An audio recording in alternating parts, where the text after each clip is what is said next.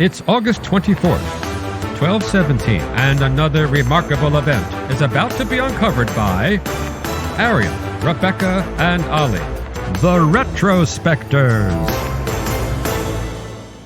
So it was on this day that Eustace the Monk, who was one of the most hated men in England at the time, met a pretty grisly end at a naval battle between the English and the French that was known as the Battle of Sandwich. And Eustace was standing on the deck of his ship and he was swinging his oar wildly around trying to fend off his English adversaries. And according to historical accounts that I found, he was doing pretty well at it. He smashed a few people overboard and cracked a few skulls and stuff. And if you're thinking, that sounds odd for a monk, that's because the story of Eustace the Monk and how he got to that place on the ship is in itself unconventional, I would say. Yeah, absolutely. But maybe just before we get to the how he became a monk, we should probably just finish what was going on with the oar and the skull cracking, which was that he was sort of overwhelmed and he tried to escape and then he tried to bribe his way out of the situation, but he was surrounded, dragged up on deck and then decapitated. And his severed head was fixed on a spear and they then paraded around the south of England to reassure villagers that this terrifying pirate and, yes, former monk was now really very dead. But Eustace had a pretty standard start in life. Nothing that really presages a life of piracy. He was a younger son of a wealthy family born near Boulogne in France. And then it all went slightly weird because he claimed he went to Toledo in Spain and studied black magic, which gave him special powers, supposedly including invisibility, which his enemies throughout his whole life continued to believe that he could make himself invisible. Although, as we know from the story Arion told up top, he was not able to make himself invisible at a crucial moment. No, but there are elements of his story that are fantastical, and romantic poetry was written about him and stuff, and people compared him to like the French Robin Hood. But the key difference is he definitely lived, unlike Robin Hood. And he did go to Toledo in Spain and study black magic. That was a thing. And it's because apparently it was a Muslim city back then, a Moorish city, and there was an association between the Arabic alphabet and magical talismans. So he just knew the Arabic alphabet. In reality. But then it's not entirely clear why he shifted from the occult into the most central core kind of Christianity that you could possibly do. But he signed up with this monastery of Benedictine monks near Calais. But evidently, right from the get-go, his heart really was not in it at all. And he encouraged the brothers to eat when they should be fasting and to curse when they should have been praying. And my favourite one, to fart in the cloisters, which, frankly, has got to be the best place to fart. But he did not last long in the monastery. Supposedly, he left to avenge his father's murder, although, according to a relatively contemporary source, I think a few decades after his death, the resulting duel was conducted rather unheroically through surrogates, and Eustace's representative lost, and by the rules of trial by combat, as I'm sure you're all intimately familiar with, the murderer was then acquitted of all charges. Yeah, and so he stopped being a monk, and then his next job was, this is batty. He became this administrative officer for this powerful Count of Boulogne called Renaud de Damartin, and he was just kind of shuffling papers around. Yeah, but he'd be a handy guy to have on your side, wouldn't he? Oh my God, He's totally. got the monk skills, and he's got the devil talking. He's a double threat, isn't he? Invisible when he wants to be, pretty well-rounded guy. Tough to beat in an interview. LinkedIn profile he'd have had. I guess my biggest weakness is that sometimes I'm too invisible. But he didn't last in that job very long either, and he was accused by the Count of embezzlement, and fearing prison, he then fled and began his next glorious career, this time as a bandit. And this is where his story does get a little bit fanciful at this point, and I think that the folks... At this point? Right, true. But I think that the chroniclers at this stage started to use their creative license a bit, because apparently quite a lot of his robberies were pursuing his vendetta against the Count who had fired him.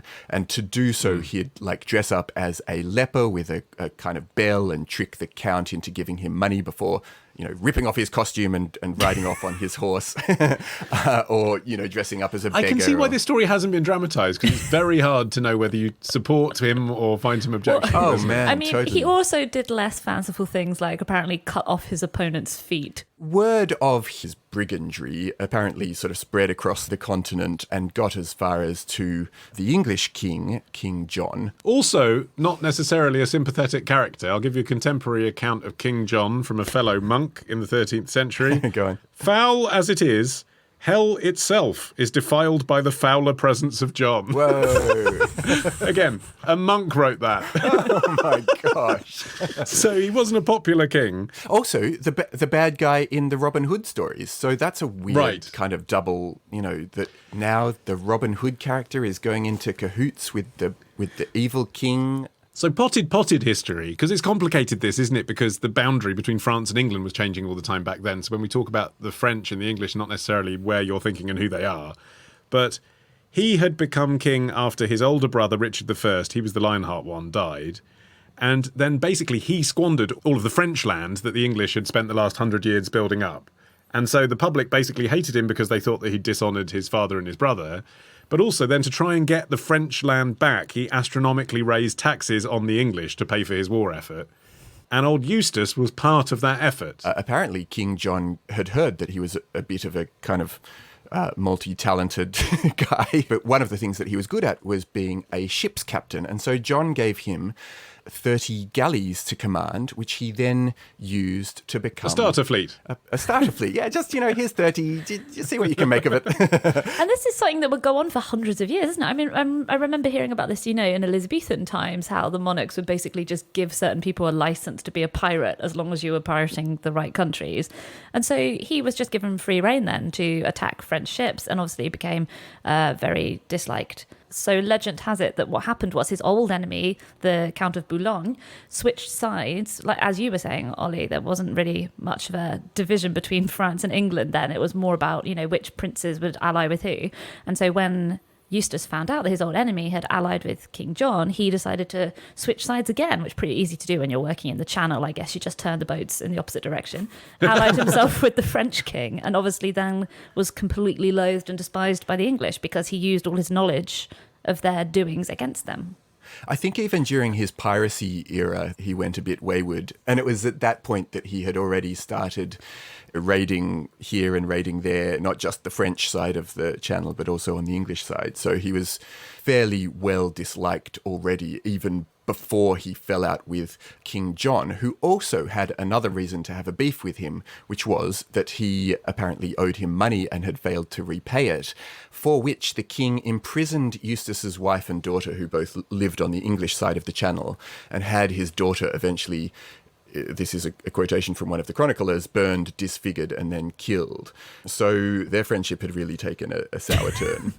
If someone does that to your wife and daughter, they're not your real friend. And really, it's at that point that we arrive back at the start of our narrative. All catches up with him, doesn't it? Eustace was supporting Prince Louis, who actually did physically invade Britain to take over from King John. I didn't realise they were actually So on you did English it then, soil. Rebecca, if you wanted to be king. You couldn't just say it. Yeah, that's true. You had to turn up in a boat with a load of people and spice. So Prince Louis actually got himself cornered in January 2017. He was trapped on the East Sussex coast, hemmed in, and apparently Eustace successfully managed to break through the English blockade, pick him up and whisk him back to France. So he was riding pretty high. He was an admiral in the French fleet at this point, which is crazy because he was also like an evil wizard pirate. But, I guess you take the best man for the job. And that's when he ended up being captured. Apparently, the English, when they approached the French fleet, they threw pots of ground lime at the French ships to blind the sailors so they saw could that. clamber on board. What a great, well, I would say great, and what an effective military technique for the time. Because it's still the case, isn't it? Like if you open a packet of lime on a building site, it's very clear. Do not put it in your eyes, can have long-lasting effects. It did make me think of, the bit in The Big Lebowski where they try and scatter the ashes and they all blow back on them. I feel like you've got to be quite close to the enemy ship. Yeah. And there's not that much contemporary detail, is there? So a poem from the time recounts his death thus. There was one there named Stephen of Winchelsea, who recalled to him the hardships which he had caused them both upon land and sea, and who gave him the choice of having his head cut off either upon the trebuchet or upon the rail of the ship. Then he cut off his head. I mean, I know that it was expensive then to add extra words, but I feel like there's some drama there that we really could have done with knowing a few more details about. The bit where maybe he's deciding how he's going to die or pleading with his life. I'd like to know a bit more about that. tomorrow. The best Japanese invention of the 20th century, beating karaoke into second place. Ditch the ads and get a Sunday episode when you join Club Retrospectors. Patreon.com/Retrospectors.